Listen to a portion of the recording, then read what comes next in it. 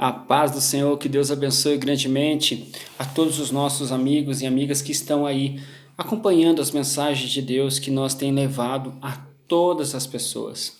Nós estamos hoje para falar sobre conhecendo o propósito de Deus. Sabe, há muitas divergências quando nós estamos realmente no primeiro amor, buscando realmente fazer a vontade de Deus, e aí entramos em algumas contradições familiares com o nosso cônjuge, com os nossos pais, com os nossos parentes e amigos, para realmente focarmos o propósito de Deus. Dentro das Escrituras Sagradas, ela vai nos dando todo o amparo para que possamos confiar que a quem tem nos chamado não é homem para que minta, e muito menos homem que se arrependa. O Senhor manda nos dizer assim que nós devemos buscá-lo enquanto se pode achar. A Bíblia Sagrada nos dá assim que devemos buscar primeiro o reino de Deus e a sua justiça. E isso está dentro das Escrituras Sagradas. E qual é o nosso propósito? Por que viemos? Para onde vamos? Qual é o verdadeiro chamado em sua vida? Por muitas vezes as pessoas não acreditam que você tem um chamado grandioso, um chamado extraordinário, sobrenatural, por coisas dos quais estão vivendo no seu meio. Quando Jesus se manifestou já após sair do deserto de 40 dias, ali na sua tentação que teve, naquela oportunidade lá em Mateus capítulo 4, muitos também questionaram quem era Jesus. Jesus, filho de Maria, onde suas irmãs ali ficam ajudando a limpar o sinédrio? Esse, o filho do carpinteiro? Jesus de Nazaré? Pode alguma coisa boa vir de Nazaré? Jesus também foi questionado por ser um galileu simples, vindo de uma família que não tinha referência nenhuma sacerdotal. Veio de uma cidade do qual não se tinha conhecimento nenhum de um levantamento de um profeta em Nazaré. Mas Deus escolheu o ventre de Maria de Nazaré e José para estar ali junto com Maria, para educar, ensinar Jesus com graça e com sabedoria. Jesus manifestou e ele veio com seu propósito. Escolheu 12 homens, dos quais nenhum deles tinha maneira nenhuma uma expectativa de ser mais do que já era. Era um homem simples, um era pescador, outro era publicano, e Jesus foi escolhendo. Ele não foi escolhendo pela sua riqueza, ele não foi escolhendo por sabedoria, ele não foi buscando pessoas pelo seu conhecimento judaico, não. O Espírito Santo de Deus, que habitava em Jesus, chamava, e todos eles, com seu chamado, seguiam Jesus prontamente, deixando as suas coisas para trás. A Bíblia fala assim que um deles disse para Jesus: Senhor, nós deixamos nossa família, nós deixamos nossa riqueza, Senhor, para te seguir. E ele disse que todo aquele que deixa qualquer coisa para trás em favor da obra de Deus, em favor de Jesus, receberá ainda nesta terra 100 vezes mais. Que lindo, que palavra poderosa do qual Jesus nos trouxe. Mas eu quero trazer algo sobre isso. E em 1 Coríntios, no capítulo 2, no versículo 6, diz assim, entretanto, falemos de sabedoria entre os que já têm maturidade, mas não da sabedoria desta era ou de poderosos dessa era, que estão sendo reduzidos a nada. Ao contrário, falamos da sabedoria de Deus, do ministério que estava oculto, o qual Deus preordenou antes dos princípios das eras, para nossa glória. Nenhum dos poderosos dessa era o entendeu, pois se tivesse entendido, não teriam crucificado o Senhor da glória. Todavia, como está escrito, olho nenhum viu, ouvido nenhum ouviu, mente nenhuma imaginou o que Deus preparou para aqueles o que o amam. Olha só, Sabe, por muitas vezes vamos nos surpreender com a ação divina. Vamos nos surpreender porque o que falta mais em nossas vidas, do qual os nossos olhos não viram, dos quais os nossos ouvidos não ouviram e que a nossa mente não alcançou? Porque já aconteceu tanta coisa, já aconteceu tudo em nossa mente, tudo em nossa visão, nós ouvimos já tantas coisas. Será que ainda Deus pode nos surpreender na nossa vida pequena, na nossa vida simples, no seu propósito em nossas vidas? É isso que Ele quer mostrar para você. Quando nós negamos a nós mesmos, como a Bíblia fala, nós negamos a nós mesmos, tomamos a nossa cruz e seguimos Jesus, Ele começa a mostrar algo extraordinário. Aqueles discípulos jamais tinham expulsado demônios, aqueles discípulos jamais tinham curado os enfermos, ressuscitado os mortos, mas aqueles discípulos, dos quais eram pescadores e se tornaram pescadores de homens, eles começaram a mostrar que eram homens e mulheres de Deus, segundo o propósito de Jesus. Eles retornaram de uma grande evangelismo e todos falaram: Senhor, em teu nome fizemos tantas coisas. Maravilhoso foi esse momento, onde está em Lucas capítulo 10, onde foi o envio dos 70. Poderoso isso, essa palavra, onde eles veem testemunho para o próprio mestre. Mestre, nós fizemos coisas dos quais o Senhor mesmo fez em nossas vidas, e nós fizemos da mesma maneira. Olha só o propósito de Deus que Ele tem não somente para a minha vida, mas tem para a sua vida. É isso que Ele quer dizer em 1 Coríntios capítulo 2, versículo 9. Aquilo que os teus olhos não viram, aquilo que os teus ouvidos não ouviram, aquilo que a tua mente jamais alcançou. Será que você já pensou em alguma vez em sua vida curar um canceroso? Será que alguma vez em sua vida você já passou para sua mente em ouvir o mudo falar através da sua boca, dizendo assim: em nome de Jesus, mudo, comece a falar? Será que em sua visão você já conseguiu ver algum cego enxergando e você dando autoridade, sai cegueira e volta a visão? É isso que o Senhor tem em sua vida. Não é para uns poucos, mas é para todos aqueles que buscam o Senhor e que são íntimos do Senhor.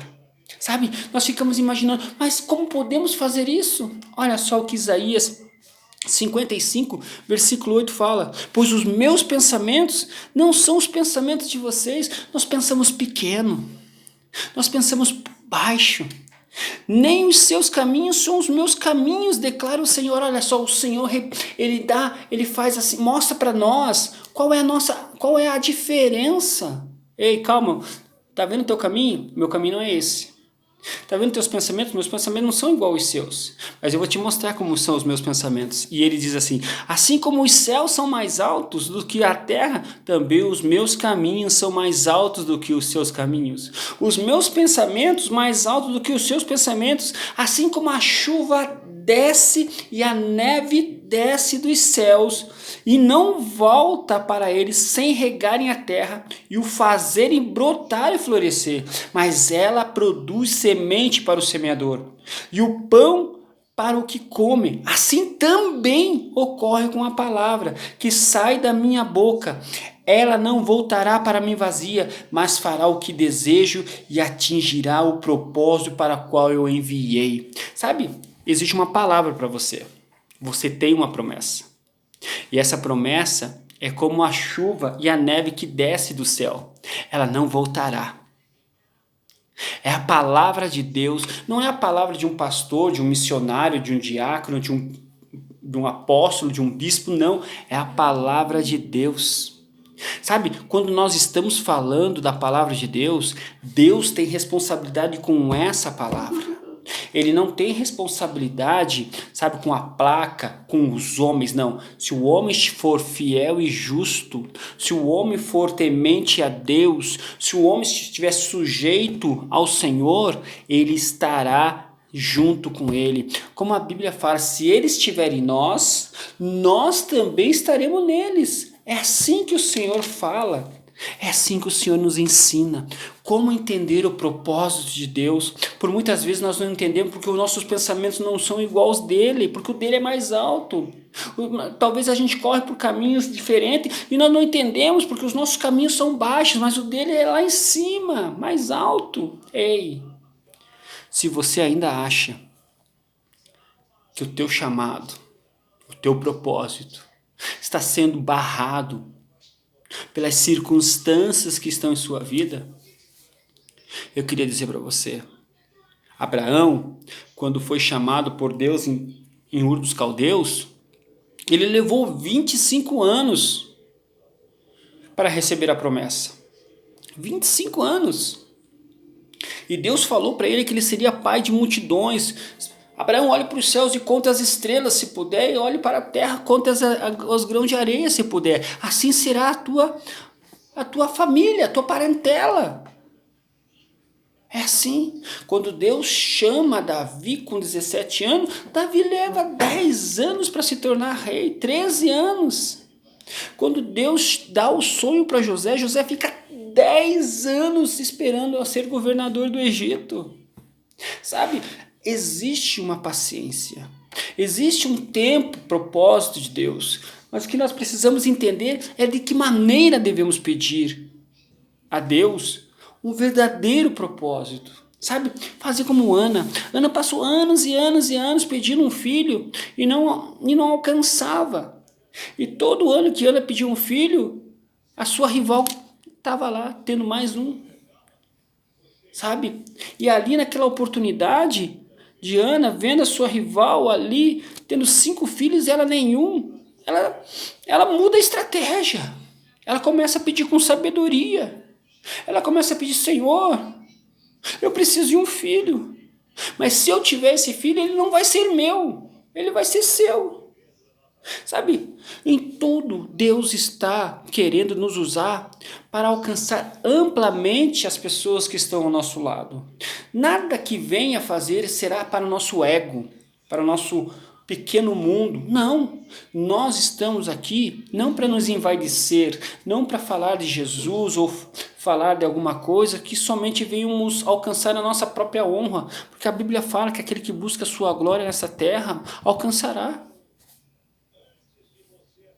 Mas o que nós precisamos entender é que nós devemos pedir a Deus tudo aquilo em favor do propósito do reino. Sabe aquela mulher que passa anos e anos e anos pedindo para Deus, Senhor, tira da bebida, Senhor, tira da droga, Senhor, tira da prostituição, sabe? E por muitas vezes essa mulher pede, e quando ele recebe essa bênção, o marido volta para casa, o filho sai das drogas, tudo isso acontece de uma maneira tão especial, e que ela não entende o propósito de Deus, os caminhos do Senhor, os pensamentos de Deus, e ela começa a ver coisas dos quais os olhos dela jamais iam ver, ela começa a ouvir coisas dos quais os ouvidos dela jamais imaginou. Imagine ela, há um tempo atrás o marido dela estava na cachaça, estava na bebida, estava no adultério, e hoje está falando de Jesus e ganhando almas e saindo de sua casa, paz do Senhor, meu amor, estou indo ali falar de Jesus, estou ali pregando a palavra, e aí começa ela a trazer uma divergência, diz assim, peraí, agora que você está indo para a igreja, agora, não é assim, olha, aí as pessoas perdem a bênção. Porque o caminho do Senhor é muito mais do que ter um marido resgatado, do que ter um filho dentro de casa, do que ter uma família estruturada. O projeto de Deus é muito maior do que isso. O projeto de Deus não é ter um casamento restaurado, mas sim ter um casamento transbordando palavras de Deus. Sabe, o projeto de Deus não é ter um marido que sai da cachaça e fica dentro de casa somente, não. Esse marido resgatado, saindo de sua casa para levar a palavra de Deus. Maior, o projeto é maior. E por muitas vezes as pessoas não entendem. Querem o marido curado, mas não querem o marido na obra. Querem os filhos fora da droga, mas não querem o filho fazendo missão. Se entende? Por isso que os nossos pensamentos nunca vão alcançar os pensamentos de Deus. Por isso que os nossos caminhos não são iguais aos caminhos do Senhor. E por isso que Deus nos surpreende dizendo, aquilo que os teus olhos não viram, aquilo que a tua mente não alcança, aquilo que você jamais contemplou, você vai contemplar com os teus filhos, vai contemplar com o teu marido, vai contemplar com o teu casamento, vai contemplar, sabe por quê? Porque isso é a palavra de Deus, e ela diz assim, que assim também ocorre com a palavra que sai da minha boca, ela não voltará vazia, mas fará o que deseja e atingirá o propósito para o qual enviei. Qual é o propósito de Deus? Resgatar sua família? Sim. Só isso? Não. Ele quer muito mais. Qual era o propósito de Deus com Ana? Dar o filho? Sim. Qual era o propósito de Ana? Ser mãe? Sim. E qual era o propósito de Deus? Ter um profeta. Ana queria ter um filho. Deus queria ter um profeta. Deus queria ter um rei segundo o seu coração. O povo queria ter um rei. Você entende? Israel buscava por um libertador. Deus estava buscando um sonhador. Sabe? É isso. Esse é o verdadeiro propósito de Deus. Tanto para a minha vida, quanto para a sua. Para nós entendermos isso, precisamos buscar com sabedoria. Orarmos para o Senhor. Pai Celestial, em nome de Jesus, peço neste momento que essa palavra vá ao encontro do coração dessas pessoas que estão ouvindo. Que elas venham compartilhar. Que elas venham, Senhor, Pai querido, marcar pessoas para ouvir esta palavra. E levar essa palavra aos 4 cantos da terra, Senhor. Para que a tua obra, o teu propósito venha a ser alcançado. Não é os nossos pensamentos, não são os nossos caminhos, mas sim, Pai querido, os nossos olhos virão, os nossos ouvidos ouvirão e a nossa mente vai ver, Senhor, tudo aquilo que o Senhor tem para nós. Em nome de Jesus. Que Deus te abençoe. Em nome do Senhor.